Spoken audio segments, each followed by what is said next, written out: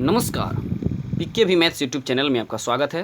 मेरे प्रिय शिक्षक साथियों, आज हम आपको बिहार शिक्षक बहाली से संबंधित बहुत ही महत्वपूर्ण अप टू डेट लेकर आए हैं। जैसा कि आप लोगों को पता है, पिछले वीडियो में आप लोगों ने देखा है कि बिहार शिक्षक बहाली का शेड्यूल जारी हो गया है और उस वीडियो में बहुत सी कन्फ्यूजन रह गई। क्या सीटेट दिसंबर वाले को मौका मिला या सिर्फ जुलाई वाले को ही मौका मिला? पूरी जानकारी इस वीडियो में। अगर आप मेरे चैनल पर नए हैं तो आपसे छोटी सी रिक्वेस्ट है कि आप मेरे चैनल को सब्सक्राइब कीजिए और साथ में आने वाले घंटे का बटन जरूर प्रेस कीजिए ताकि वीडियो का नोटिफिकेशन आपको मिलता रहे। चलिए वीडियो स्टार्ट करते हैं। क्या है सीटेट दिसंबर का मामला? वीडियो को अंत तक देखिएगा और चैनल को सब्सक्राइब जरूर कीजिएगा, वीडियो को लाइक कीजिए। आपको सभी जानकारी दूं। एंड दूसरी जो बात है वो मैं आपको बताना चाहता हूं कि कई बार जो है ये दिसंबर का जो प्रॉब्लम है वो भी हम डिस्कस कर लेना चाहते हैं कि दिसंबर में जो सीटेट पास किए हैं उनको मौका मिलना चाहिए था, नहीं मिलना चाहिए था। और आज जो मुझे सूचना मिली है, आप लोग सचिवालय बड़ी संख्या में पहुंचे गए थे और चूँकि आज शेड्यूल जारी होना था तो आपने अंतिम प्रयास भी किया। आपकी बातें जो है ऊपर लेवल पे पहुंचाई भी गई थी।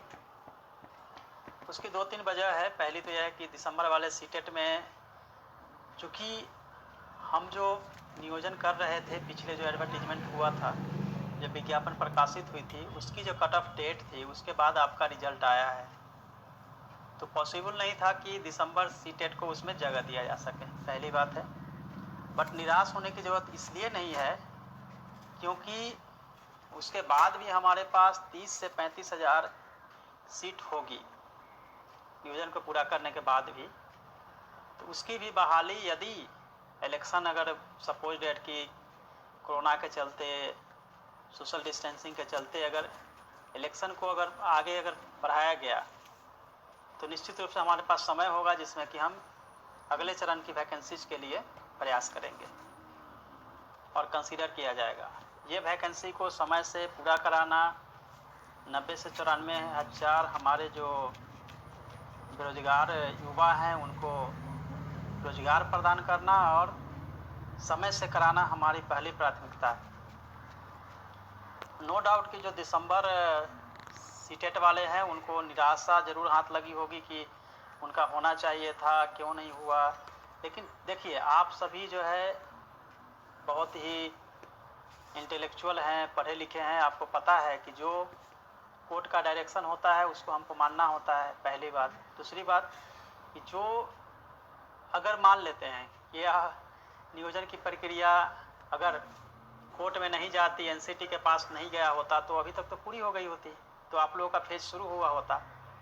तो आप उसके लिए, चूँकि आप लेट से ही सीटेट किए हैं, बहुत सारे सीटेट जो दिसंबर में किए हैं उनकी समस्या है कि वो उनका एज समाप्त हो रहा है, एज बहुत हो गया है, ऐसी भी शिकायतें आ रही थी। मतलब शिकायतें नहीं, ऐसे भी हमें जानकारियाँ मिल रही थी, तो उनके लिए भी हमको समावेश करना एक हमारे लिए समस्या थी। तो कहीं ना कहीं ये नहीं है कि आप लोगों को नहीं लिया जाएगा। आप चूँकि सीटेट पास किए हैं और हमारे पास पॉसिबिलिटी बहुत है, तो वो भी हम करेंगे। और फिजिकल है, लाइब्रेरियन है, वो भी हम लोग जल्दी जल्दी करेंगे। अच्छा, एक तो चीज़ें जो मैं आप लोगों को बताना चाहता हूँ कि चूँकि विज्ञापन और कट ऑफ जो डेट है वो